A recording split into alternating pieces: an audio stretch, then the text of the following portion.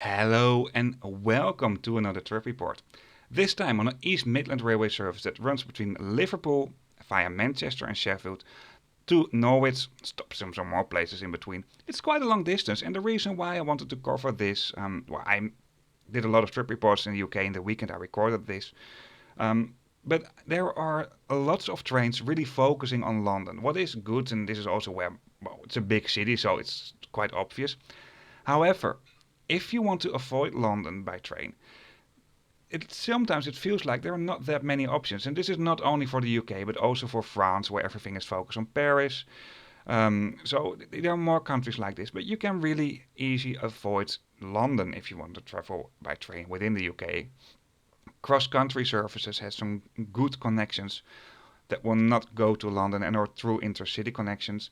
But this here, when I was looking for timetables, I found this is also quite an interesting connection, and I want to feature this on my channel as well. So that's what I do in this video. I took it from Sheffield though, I did not took the entire route. So what I will do in this video, like I do in all my videos, I show you the station where I'm departing from, what is Sheffield, show you the trains. These are relatively simple trains. I expected intercity trains on this route, but that's not the case. And I will show you some views from the train. I hope you like this video. If you do so, give me a thumbs up, and if you'd like to see more trip reports about a more sustainable way of transportation, mainly train, hit the subscribe button. But for now, I'll talk way too much. Let's roll the intro.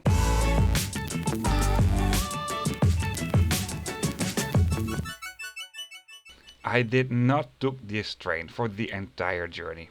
I started this journey on board of the EMR train in Sheffield, where I arrived with the Transpennine Express. There will be a video on this as well. The railway station of Sheffield looks really nice, and I really like the big glass windows here at the front of the railway station. From here it's only a short walk to the city centre. This railway station is being served by cross-country trains. These are long-distance trains that will not go to London. East Midland Railways, these have intercity trains that will go to London from here as well. And of course the train that I'll be taking today, what is, in terms of distance, an intercity distance. However, it's marked as a regional train. Then you also find the Transpennine Express. That's one of the trains that took me here. And there are some northern services. Like pretty much all railway stations in the UK, this railway station is being owned by Network Rail, and this railway station is being managed by one of the railway companies that is serving here. And in this situation it's East Midlands Railway, so EMR. Within the central hall of the railway station you might find everything you may expect over here.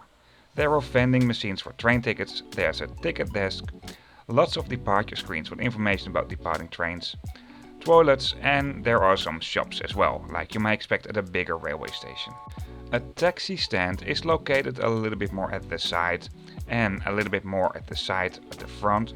There are also some pick-up and drop-off points for railway passengers by car, and I think also a short-term parking area. At this railway station you won't find access gates. Because of this, there are some shops located at the platforms as well, but I will show you this in a bit. The screens over here do host information about departing trains, and in the UK these are quite clear. As a matter of fact, they are so extremely clear that if there will be a lot of departures, you also need a lot of screens, because every screen is route information about one specific train. A tickets and service desk is located a little bit more at the back over here. And as you can see, within the central railway station hall, there are some places where you can have a sit as well. And of course, you also have some cafes where you can take a sit and get a coffee, for example. I did not spend a whole lot of time here, so I did not do a whole lot of research on connecting public transportation for buses, for example. However, every 10 minutes there is a tramway connection to the city centre of Sheffield. And this is located right at the back of the railway station. It's a little bit hidden, and if you're at the front you probably won't even notice this. It's really nice to see that there's good connection on public transport. However, if you want to go to the city centre, it's not a long walk from here. If you enter the railway station at the back, there are also some screens with information about departing trains, but they are not that much detailed as the screens you will find in the central railway station hall at the front.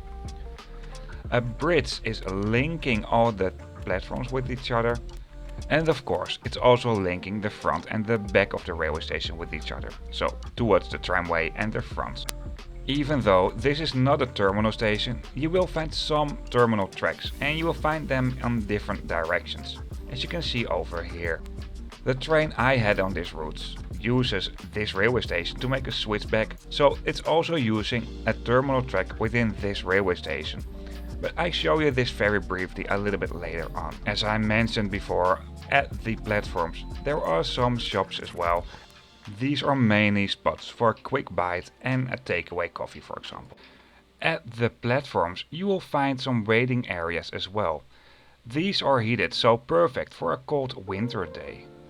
Because the train I'll be taking today is covering quite a long distance, I was expecting one of these trains. These are the East Midland Railway's intercities. But I was not traveling one of those trains. These trains do mainly go to London. Let's take a look at the network map of East Midlands Railways. As you can see, the intercity service is between London and Sheffield, for example, and you'll find some ongoing limited intercity services. The train that I'll be taking started in Liverpool and went via Manchester, Sheffield, and is going onwards to Norwich, what is covering quite a big part of the East Midlands Railway network. However, the average speed is not that fast, and I think because it's covering a less crowded area of the UK, this is also therefore not marked as an intercity train, because it will stop at some smaller towns along the way as well. Even though my train for today is not an all-station service. Of course, it's generally known that trains are one of the most environmental friendly ways of transportation. And I rather show this in numbers, because this is much better than just saying it. This graph will show the environmental impact if you're traveling by train, car or plane on this route. Of course, how polluting a train is really different per route, types of train, types of fuel, etc. And another thing you should keep in mind, travel time and distance are never ever related if you're traveling by train. You can have a high-speed train and get somewhere really far in a short amount of time, or you can have slower trains like I had on this route that just need a bit more time. Because I was filming the railway station when the train came in and I actually almost forgot the time, I had to run to my train in Sheffield. Therefore I wasn't able to film the train properly over there. But this here is at the railway station of Norwich. The service I had today will be operated by a British Rail Class 158 Express Sprinter. These trains do exist of 3 or 2 carriages, and in my situation these were 2. These trains can be combined with other trains, and if that's happening you can walk from one train set into the other one, what makes it really convenient. At the moment I entered this train, the train was also a bit longer and only 2 carriages made the entire route from Liverpool to Norwich. The section Nottingham-Norwich is a bit more rural, so therefore you won't find a longer train at that section. The top speed for these trains is 90 miles per hour, what is 145 kilometers per hour, and these trains have been constructed between 1989 and 1992, so they're a bit younger than I am. For now, let's take a closer look at the interior of these trains. These trains do come in one class only and are relatively simple. Near the entrance doors there are some folding seats, and the seat layout comes in a mix of both airline style seats and seats facing each other. The seats facing each other do have a bigger table in between. There's an accessible area as well, and this was mainly popular for a lot of luggage during my trip. This is more or less in the middle, and at the other side in the middle of these trains there's an area where you can park bikes.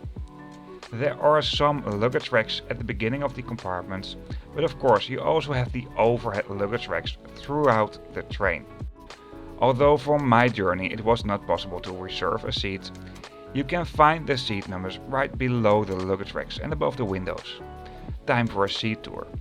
The airline style seats do have quite a lot of leg room. This is quite generous. There's a small table and there's a laptop holder as well. Otherwise, you can't work from a laptop from here. There are no power plugs, but you find USB sockets instead. There's no Wi-Fi in this train and the coverage was not always that good. Time for a toilet tour. Within the middle of the train there are two toilets. This is the regular toilet. It's small, but okay. Most important, it was clean. The toilets are a bit old-fashioned though. And then there's also an accessible toilet that is a little bit bigger. You find a support rail and well, that's basically it. The accessible toilets can also be turned into a nursery space for babies, although it also seems like a way to lounge your baby from here. East Midlands Railway's network maps can be found right next to the entrance doors. Route information will be displayed at screens at the ceiling, as you can see over here. Even though these are relatively simple trains, they do cover quite a long distance. Therefore, at the first section of my journey, a trolley service was also available. However, you won't find a dining car within these trains. Well, I think you get it. For now, I'll show you some views from the train between Sheffield and Norwich.